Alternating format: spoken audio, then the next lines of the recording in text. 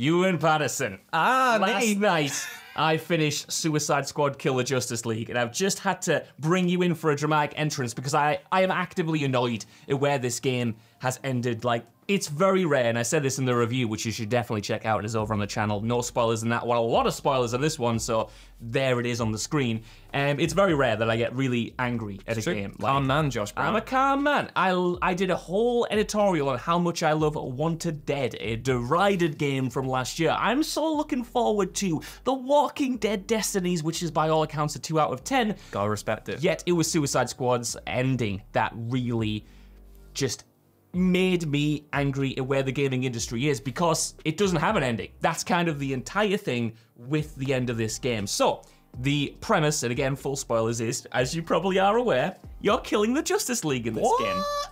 But the Justice League aren't working on their own. They're all being brainwashed by Brainiac, who you don't see until the final chapter. And this is when things get annoying. I already wasn't a fan of how they handled the story necessarily. Again, in our review, we praised the characters and the performances, which are great. But when you finally get to the end of the game, what's supposed to be a conclusion after a city has been destroyed, after the world's biggest heroes are being defeated at your hand, you are thrown instead into a live service grind that begins with 2 words and 5 syllables, and those are 13 Brainiacs, Ewan Patterson, because you don't just have to fight one Brainiac at the end of this game. To get the true ending, you need to fight through 13 different multiversal Brainiacs. And after an entire game of rinsed and repeat objectives, when you're doing the same thing over and over again, I could not believe that this game was not going to give me an ending, and even worse, was going to have me grind it out. And I know you're thinking, I'd kill 13 Brainiacs, that could be fun. Look at that guy, I'd kill him. Look at that guy, I'd kill him 13 times in 13 different ways with all of these different characters. But even then, it's not so simple, because they've tried to extend the lifespan of this game so much that it's not just like, you can go out and fight him 13 times. That would be too simple. That's already too much of a grind. But instead, at the very end, they introduce a brand new resource that you haven't seen before, and they say that to attack Brainiac in each of the multiverse worlds that he lives in, you need to go out into your world, you need to do side missions to accrue this resource to start the mission to go after one of the Brainiacs in his world, and then you get a 30-minute time limit, or at least you did for the very first Brainiac you fight. And then when you're in Brainiac's world, this one, you then have to do a few more side missions that you've already done, but they're a bit harder. And when you've done those side missions, which just waste about 15 minutes, 20 minutes, you then then you can fight Brainiac, right? You can fight Brainiac. It's then finally, and at least generous. for the first, I know it is, right? It is. And then at least for the first Brainiac, it's not even like you're fighting him, because he just has the Flash's move set, and he's got his body, and he does the Flash stuff in a boss fight you've already done, but it's souped up. And I just couldn't believe it. Like, I've finished the game. I got the notification that it was story complete, go back into the world, but there's no way in hell I am playing through a grind like that is designed to waste your time in order to get what may be a true ending, if you can even achieve it without the DLC roadmap. I just thought, man, for a game that has this much potential story-wise, say what you will about the treatment of the characters, in, you know, how they, you know, treat the Arkhamverse in general. This was the most insulting thing in the game for me, because it was just, I felt, a complete disregard for my time, and I'm rambling so much. No. This is all good. If I had paid £70 for this, right? Yeah. I'm spitting. Or $100. For $100 if you got the early access version. We got codes, and I was still annoyed. If I'd paid money for it, I'd have been volcanic. Firstly, 13 Brainiacs, Josh Brown. That's insane. Secondly, 4 would be insane, Ewan. Just the idea of rehashing. It's not even Brainiac's thing. It's not even Brainiac's thing. Brainiac isn't out there copying the moveset of. That's not his thing. Why is he doing that? And what is this? Oh man, this is the most.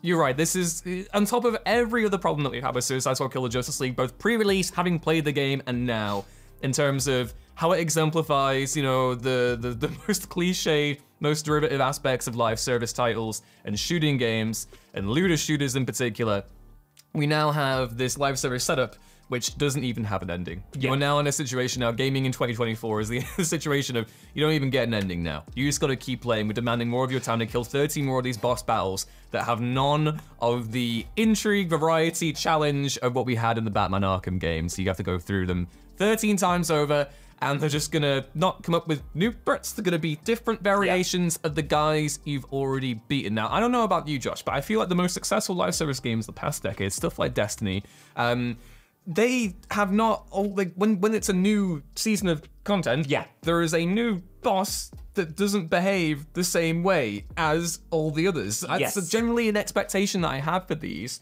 So the fact that this isn't the case, and you're just playing through Brainiacs over and over again, this may be the typification of everything wrong and frustrating with this game. When you send these WhatsApp messages to me, like, no, again, just to reiterate, Josh Brown is not an angry person. I'm not. Josh Brown is not an angry person. When I read these messages and then heard the voice note last night, I was shocked at it. I was the scandal. I could not believe it that this game had. So now I have extra beef with Suicide Squad Kill the Justice League because it managed to get your blood up. It really did. And you know what? I put off a 7-goal screamer between Wolverhampton and Manchester United to finish this game last night. And I'm very frustrated that I didn't get to watch that football and I had to play this game instead because, yeah, you're absolutely right, man. To me, I was going through the game and I was obviously comparing it to other similar failures, let's say, like The Avengers. And I wasn't a huge fan of The Avengers, but I at least appreciated that was a game where I put up with the dull combat because its story, while nothing necessarily to write home about, did have interesting moments, did have compelling characters who were actually on a character arc. So I was expecting that from here. And at least The Avengers, while doing a very similar thing in setting up its live service right at the very end, it had a conclusion. It made sense within the story it was telling. Again, you might not have liked that story, you might not have necessarily liked that conclusion, but you got a climax and you got a jumping off point for those seasons of content like you mentioned. The issue with Justice League is it just doesn't have that. You kill one of the Brainiacs and it's not even like it's setting up a new story. It's not even like there's a cliffhanger. It just feels unfinished. You know before then that you can't stop the threat until all of this, every trace of this character has been wiped out across the multiverse. So you know that is the end game. You know that is the conclusion to this story. And you might say, well, killing the Justice League is the conclusion, but it's not. They were always their pawns. They're pretty much just muscle in this game. They're boss battles. They're not doing anything for themselves other than kill everyone in Metropolis. And yeah, when you kill them, guess what? Brainiac is still killing people in Metropolis. He's still turning the world into his own world, and he's doing that across the board, and that's just what gets me. Honestly, a game resolution where nothing you do matters. Yes. That's probably the best, not only the best exemplification of like how sick we are of all live service titles, but also superhero fatigue. I'm coming at this from the perspective of a guy who's been reading comics for his entire life. Yeah. And DC has done some brilliant multiversal storytelling. They wrote the book on the multiverse with Crisis on Infinite Earths. They had the original Earth 2 comics, like back in the 1950s during the Silver Age. They wrote the book on this. There are interesting ways to do a multiverse story, even if we might be starting to feel the fatigue of it all right now. This isn't it. This is frustrating. When you look towards the multiverse, I feel like you should be looking for inspiration in how to approach things from a different angle, not use it as a glorification of your own kind of boring boss design decisions and post-game script. But to Rocksteady's credit, the actual playable characters that they are adding post-launch, as much as I may begrudge the fact that they're not really Suicide Squad members, judging from the leaks. You know, the first one coming up is a multiverse Joker. I think the one after that, it looks to be like a female universe Mr. Freeze or whatever. And that in itself is still unique and creative. They use the multiverse concept to create something new and different. Whereas with this, it just feels like we are... I hate to use the word, I hate getting really ranted up and wild in these because it leads to proper gamer rage, dumb moments or whatever.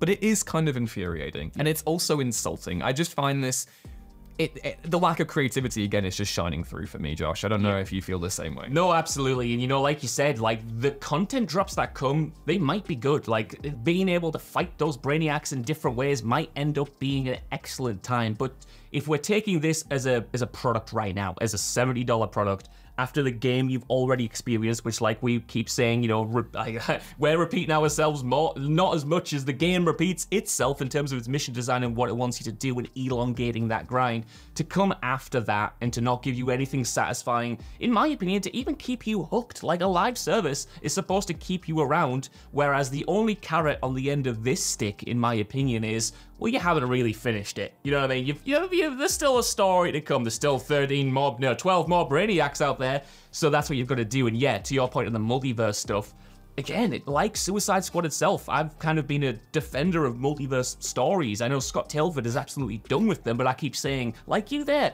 they can be done well. DC wrote the book in it. I was loving the last Spider-Verse sequel. Like, you can tell multiverse stories to tell interesting, new, compelling, emotional narratives. But yeah, it's used here, like so much of the iconography is just for set dressing. When I looked at how I was going to fight the first Brainiac in another world, and the multiverse angle was changed to make it a little bit more blue, a little bit more destroyed, but the main thing was adding modifiers to the enemies and to the weapons and to the landscape.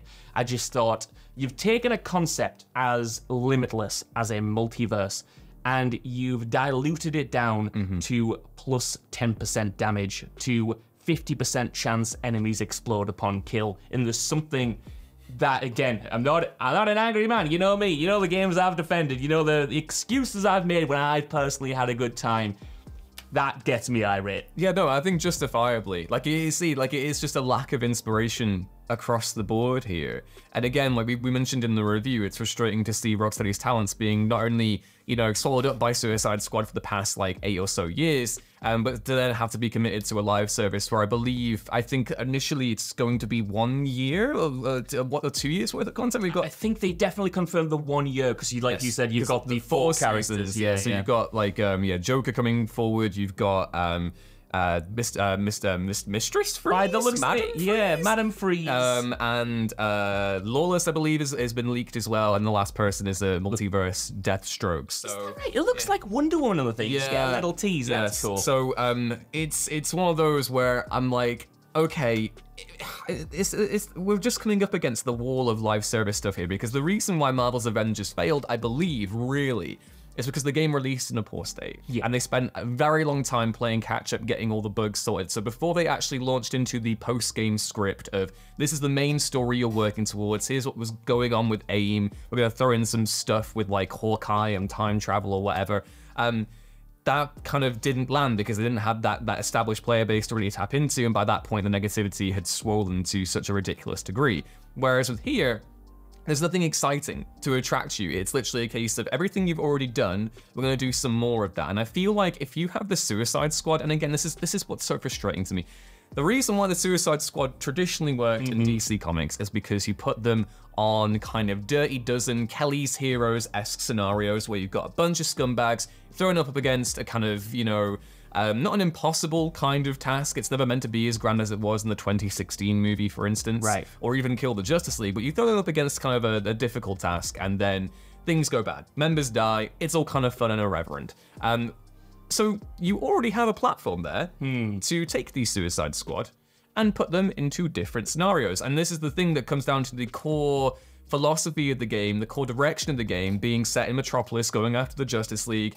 If you wanted to do a fun Suicide Squad like live service, and again, I've gone on about Helldivers quite a lot recently. That's coming up next week, and it's one I think everyone needs to keep an eye out, because the way that the live service is working in that game is that you have different planets that are procedurally generated, right, and you go in and take on different threats there. If you wanted to have a squad-based DC superhero, supervillain game, you'd want to do stuff in different environments. This is the issue here. And it's something that Marvel's Avengers sort of learned, but didn't, because the issue of Marvel's Avengers is that even though it had different environments, it was set in boring, generic locales. So you had generic AIM underground facility, generic woodland, generic desert, generic city, whereas what you really want from an Avengers live service is, I want to go to Asgard, I want to go to Atlantis, I want to take the Marvel Ultimate Alliance approach and put me in these fantastical locations.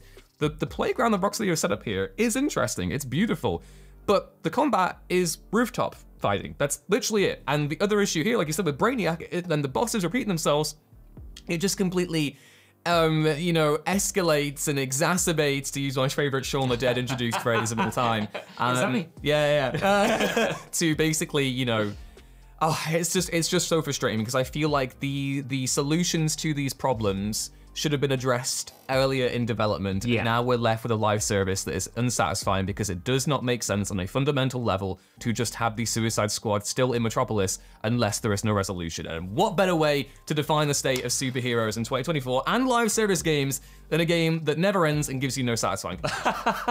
Absolutely, man. And again, now I feel like I need to do a disclaimer almost because we made 2 videos now on Suicide Squad after we've played it, and I've kind of slagged it off in 2 videos now, and I just kind of want to reiterate, like, I don't even think it's the fault of the developers. Like, the developers have clearly put in so much effort to make this the best version of what it can be. Like, I think it looks beautiful, the performances, the cutscene direction, even the gameplay loop feels so tight. It feels like it's something they've worked on for 6-7 years to feel as smooth and as, playable as possible. It's just the decisions surrounding the entire structure of it, like leaving off the ending and not selling you it, but I suppose they kind of are in terms of microtransactions over content drops to come, and that is the frustrating thing, not just with this game, but with WB's approach as a whole. And, at this point, it's not just them, it's a bunch of studios just trying to capitalize on your engagement rather than try to make anything of quality. I don't know if you have anything else to add, Ewan, but I suppose that's pretty much it. You can plug the podcast that we did recently about the state of Warner Brothers' vision for the future of gaming. You can go find that. I don't know if it's going to appear somewhere in front of me. If it doesn't, I'm going to look